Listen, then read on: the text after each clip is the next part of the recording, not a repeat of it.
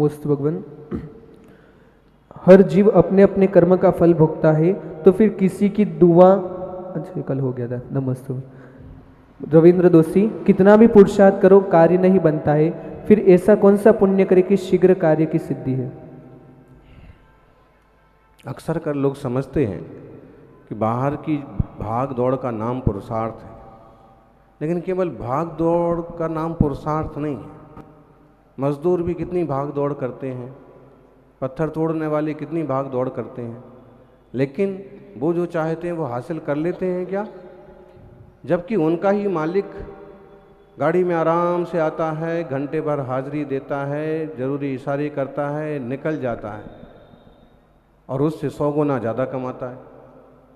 इसका मतलब है कि केवल भाग दौड़ का नाम पुरुषार्थ नहीं है, अपितु सही दिशा में सही तरह से किया गया काम पुरुषार्थ का रूप धारण करता है। एक बात ये भी है कि कभी शांति रखना भी एक तरह का पुरुषार्थ है, कभी धैर्य रखना भी एक तरह का पुरुषार्थ है। आपके करने लायक जो काम था, आपको बीज लगाने लायक था, आपने बीज लगा लिया, बीज लगाने का पुरुषार्थ कर दिया। अब पुरुषार्थ ये करना है कि हफ्ते 2 हफ्ते में एक बार उसको अच्छे से पानी दो। और तुम चाहो कि आज ही ये पेड़ बन जाए और कल परसों आम आ जाएं, तो ऐसा पुरुषार्थ सफल नहीं होता है। इसलिए विवेक पूर्वक सही दिशा में सही पुरुषार्थ करें, खासकर परिणामों को शांत रखना और धर्म को समझना, धर्म की आराधना करना, ये पुरुषार्थ का एक सुंदर रूप है। तो आध्यात्मिक पुरुषार्थ को समझ करके लौकिक पुरुषार्थ में भी विवेक पूर्वक प्रवृत्ति करिएगा, जरूर सफलता मिलेगी। आज नहीं तो कल मिलेगी। ओम। नमोस्तु महाराज जी, मेरा प्रश्न ये है कि एक बार हम एक जगह पे गए थे, वहाँ पर एक श्वेतांबर मंदिर था, तो उसमें एक दिगंबर जैन प्रतिमा भी थी, तो क्या हम उसके दर्शन कर सकते हैं?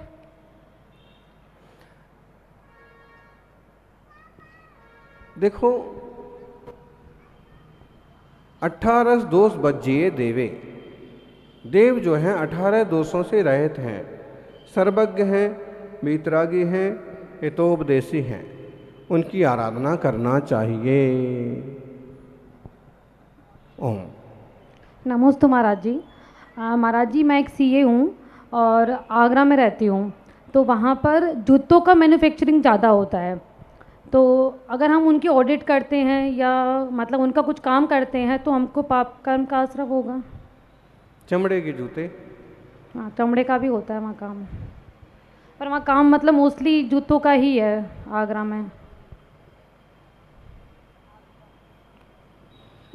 अब क्या करेंगे फिर आप? कोशिश करो कि दूसरे इस टाइप के बिजनेस के आपको ऑडिट करने को मिले। अगर इसी लाइन में है तो कम से कम चमड़े वाले आइटम्स के ऑडिट्स करने से बचें, ताकि अपना मन भी संतुष्ट रहे, भले 2 पैसा कम आए। तो इस तरह की कोशिश करें कि हिंसक उद्योग, हिंसक चीज़ और उनके ऑडिट वगैरह करने से बचें, दूसरी तरह की कोशिश करें। ओम। नमोस्तु आचार्य श्री। जैसे कोई हिंसक जानवर घायल हो जाता है या किसी हिंसक जानवर को कोई दूसरा हिंसक जानवर मार रहा है, तो हम उसको बचाते हैं या कोई इलाज करवाते हैं, वो ठीक हो जाता है। उसके बाद जो हिंसा करता है तो वो उसका पाप भी अपने भाग्य में अपने आता है क्या? आपने उसको हिंसा करे इसके लिए नहीं बचाया, आपने करुणा परिणाम, दया परिणाम से कि क्यों मर रहा है, इसकी शक्ति दुख हो रहा है, तो आपने उसकी हेल्प की, उसकी सहायता की, उसका इलाज करा दिया। अब वो जो कुछ कर रहा है तो हो सकता है कि ऐसे लगे आपको कि मैं भी इसमें जिम्मेदार हूँ, बाकी आपने तो अपने दया परिणाम का ही पालन किया था, अपने कर्मों का फल वो खुद भोगेगा। अगर अभिप्राय ऐसा था कि बाद में भी हिंसा करता रहे, ऐसा करता रहे, तो आप दोष के भागीदार बनेंगे। अगर हम इसे अपने आप को शामिल मानने के हम भी हिंसा के भागीदार हैं, तो दया करना लोग छोड़ देंगे। एक इस टाइप का संप्रदाय रहा है, अभी तो इतना प्रभाव बढ़ गया है महावीर स्वामी के सिद्धांतों का कि इस टाइप के संप्रदाय को कोई पूछता नहीं। नहीं तो इस टाइप का संप्रदाय रहा है कि अगर कुत्ता बोले बिल्ली को मार के खा रहा है तो आप उसे रोको मत, हिरण को अगर शेर मार के खा रहा है तो आप उसके आड़े मत आइए। तो क्योंकि बोले उनका भक्ष्य है और आप जो है उसमें बाधक बन रहे हैं। तो दया अपनी जगह है। आप चाहें तो बिल्ली के लिए दूध की व्यवस्था कर दें, कुत्ते के लिए रोटी की व्यवस्था कर दें, लेकिन दया बहुत बड़ी चीज़ है और जीवों पर दया करें। कोशिश करें कि जिनके चरित्र बदल सकते हैं उन्हें बदलने की कोशिश करें, हैं कि अगर उसका पेट भर गया रोटी से तो शायद अब वो जीव जंतु को नहीं मारेगा। तो ऐसे आइडिया निकाल करके और एक अच्छा माहौल बनाइएगा, सभी का मंगल हो। नमोस्तु आचार्य श्री। शुभ अवसर पर अपन घर पे शांति विधान कराते हैं, तो उसमें भगवान की प्रतिमा ले जा सकते हैं या यंत्र जी ही ले जाना चाहिए? आपके पंथ में जो लागू होता हो वो करो। आप जो पंडित जो महाराज को पसंद करते हों और उनके जैसे आदेश हों कि हाँ मूर्ति ले जा सकते हैं, कि यंत्र ले जा सकते हैं, कि कुछ नहीं ले जा सकते हैं, कि विधान ही नहीं कर सकते हैं, तो आप उस सिस्टम से फॉलो करो, खुश रहो। नमोस्तु आचार्य श्री। नमस्ते गुरुदेव। गुरुदेव, सुबह अभिषेक के वक्त अगर सपोज देरी हो जाए तो सोले के वस्त्र तो होते, तो क्या फिर प्रतिमा जी को चरण स्पर्श कर सकते? अगर कर सकते अच्छा। तो कुछ लोग टोकते, तो क्या करना चाहिए? अच्छा, अभी जो प्रश्न किया उसका एक उत्तर ये भी है कि मूर्तियाँ लोग घर ले जाया करते हैं, ले जाएं, लेकिन भूमि वगैरह प्रशस्त हो, रास्ता प्रशस्त हो, घर नया है, पूरा साफ सुथरा पड़ा है तो श्री जी को ले जाते हैं, ले जाने में कोई भारी दिक्कत नहीं है। लेकिन अगर नहीं सेट हो रहा है तो यंत्र जी ले जाएं, वो भी सेट नहीं हो रहा है तो विधान साधारण रूप से कर लें। अब दूसरी बात, सोले में है और मंदिर जी गए हैं, अभिषेक करने को मिल जाए तो बहुत अच्छी बात है, नहीं तो श्री जी के चरण छू लें। और अगर उसमें भी किसी को ऐतराज़ होता है कि मैंने तो पहुँच दिए हैं भगवान को, अब उंगली लगाओगे तो उंगली बन जाएंगी, चिन्ह बन जाएंगे, तो कोई ज़रूरत नहीं है, दूर से ही भगवान को साष्टांग नमस्कार करो, भगवान सब समझते हैं, आपका पुण्य हो जाएगा। नमस्ते गुरुदेव। नमस्ते भगवान। शर्मिला जैन। गुरुदेव, मैं 3 दिन से कल्पद्रुम विधान कर रही हूँ, पर मेरा बीच में अधूरा रह जाता है, पूजन पूरी नहीं होती है और मेरी पूजा अधूरी रह जाती है, तो क्या प्रायश्चित होना चाहिए? पूजा पूरी करना चाहिए, और जितनी अधूरी रह गई तो दूसरे दिन समय से पहले आके अपने हिसाब से अपनी पूजा पूर्ण कर सकते हैं। जल्दी जाने की लग रही है तो पहले ही समझ लें और पहले ही अपने अर्घ चाहें तो पहले कर लें, अति अनिवार्य हो तो। ओम। नमस्तुगन। प्रिंस जैन। अनुभव और अनुभूति में क्या अंतर है गुरुदेव? हमको भी आत्मा की अनुभूति हो सकती है क्या? बिल्कुल, क्यों नहीं हो सकती? तुम खुद आत्मा हो। आत्मानुभूति रीति शुद्ध नयात्मिकाया ज्ञानानुभूति रेमेव किलेति बुद्ध्वा आत्मान मात्मनि निवेश सुनिष्प्रकंपा मे कोस्तु बोध घन बोध महाप्रपन्ना। आत्मानुभूति जो है ना, वो ज्ञान की अनुभूति ही आत्मानुभूति है। मैं ज्ञान घन स्वभावी हूँ, ज्ञानानंद स्वरूप हूँ, देह आदि में नहीं हूँ।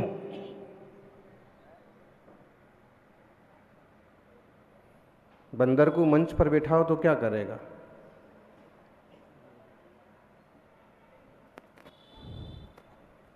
बंदरिया को। तो आत्मानुभूति, ज्ञान की अनुभूति ही आत्मा की अनुभूति है। यही तो हम नहीं कर पाते हैं कि यह ज्ञान मात्र मैं हूँ, देह आदि में नहीं हूँ, कसाय आदि भाव में नहीं हूँ, पर पदार्थ ये सब मैं नहीं हूँ। ये जो जानन है ना, यह मैं हूँ। यह स्थिरता बनने लग जाए तो एक तरह से इसमें जितनी स्थिरता बनी वही एक आत्मानुभूति रूप दशा है। अनुभव ये भी खास बात है। अनुभव चिंता मणिरतन, अनुभव है रसकूप, अनुभव मार्ग मोक्ष को, अनुभव मोक्ष स्वरूप। अब यह अनुभव का मतलब मूलतः आत्मा का अनुभव ही लेना। फिर भी अनुभव शब्द ऐसा है कि लोक व्यवहार में बहुत चलता है। अनुभूति अध्यात्म में चलता है और अनुभव लोक व्यवहार में चलता है। जैसे कहते हैं कि हमें बहुत अनुभव है, हमें 10 साल का अनुभव है, हमें 20 साल का अनुभव है। हमने अपने बाल धूप में सफ़ेद नहीं किए हैं, फिर कैसे किए हैं? अनुभव से किए हैं। अच्छा, हम समझ रहे थे धूप में सफ़ेद हो गए, हमारे भी हो गए, धूप में चलते रहते हैं तो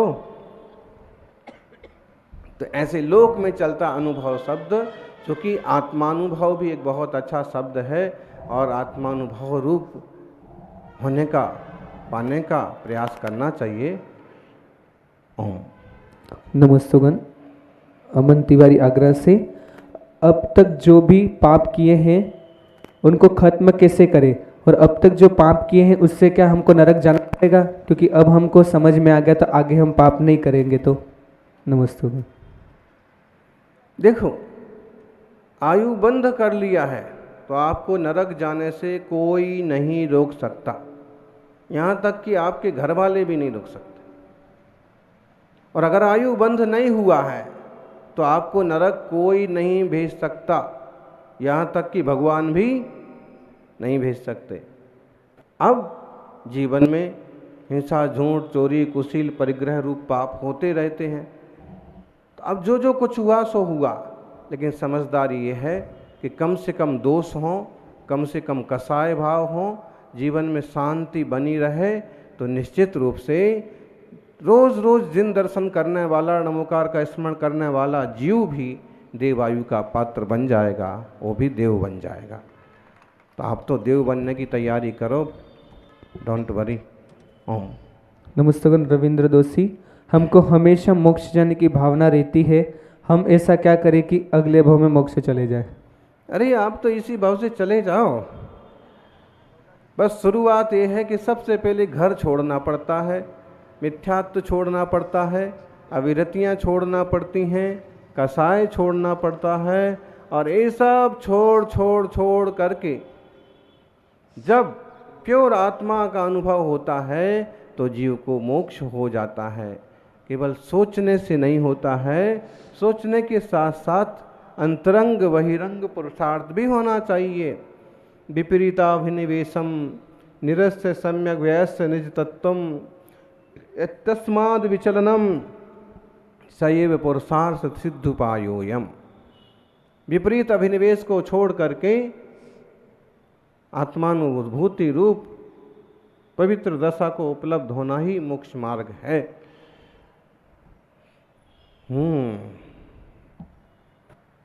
नमस्तुगन उमंग जैन।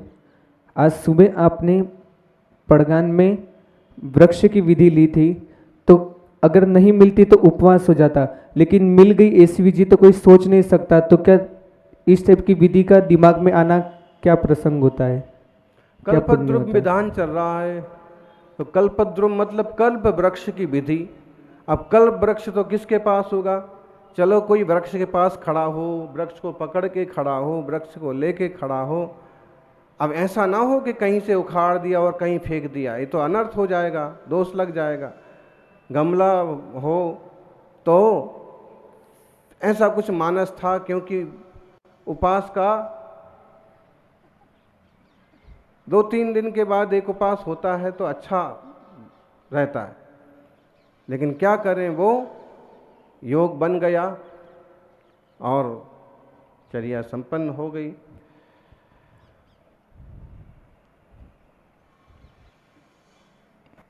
ओम। नमस्ते। समोषण है, समोषण की भी विधि होती है, जिसके सर पर समोषण हो। कहीं जरूरी नहीं है कल ले लेंगे, परसों ले लेंगे। वही तो हुआ, कल कोई लिए था इस टाइप की चीज़, तो दिमाग में आया कि ऐसा भी हो सकता है, आज कोई नहीं लिए था।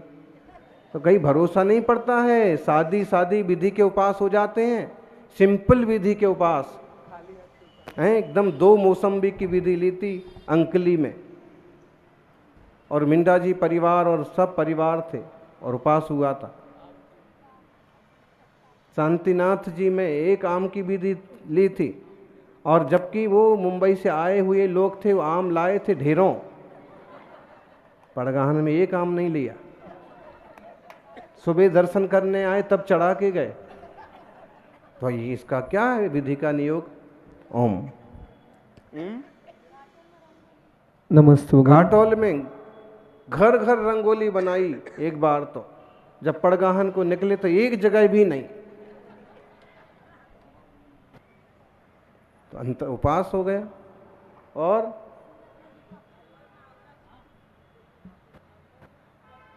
हाँ, भोलानाथ नगर दिल्ली में अलवर में आंवला की विधि ली, वहाँ विधि नहीं मिली। और भोलानाथ नगर दिल्ली में भी, वहाँ भी शायद आंवले की विधि थी। तो कोई नहीं है, योग होता है तो हाथी की भी विधि मिल जाएगी।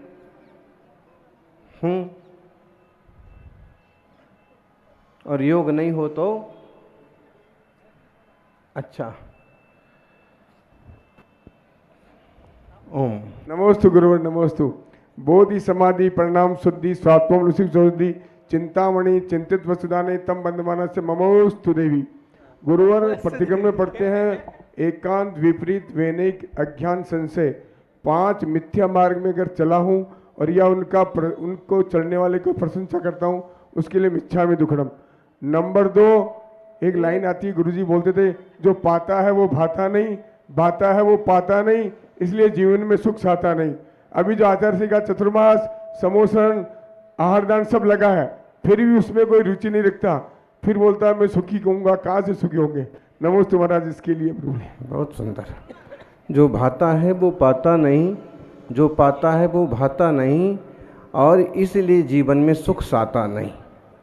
बहुत बढ़िया संदेश है कि जो अवसर आया है इसका लाभ ले लें, और जो मिला है इसी को भा लें। पता नहीं ये भी फिर मिला कि नहीं मिला, और जो चाह रहे हो वो मिला कि नहीं मिला। इसी में ही लोग दुखी रहते हैं और परेशान होकर के सिधार जाते हैं। वो बोलते ना खुदा ही मिथले ना मिशाले शनम, ना इधर के रहे ना उधर के ही हम। तो मौके का लाभ ले लेना चाहिए। और 5 प्रकार का जो मिथ्यात्व है, विपरीत एकांत विनय के संशय अज्ञान कुनय के, बस घोय घोय घोर अग कीने बचते कहीं जात कहीं ने। कोशिश करें कि इन मिथ्यात्व प्रवृत्तियों से बचें। वीतराग जिन धर्म मिला है उसका लाभ लें। ओम।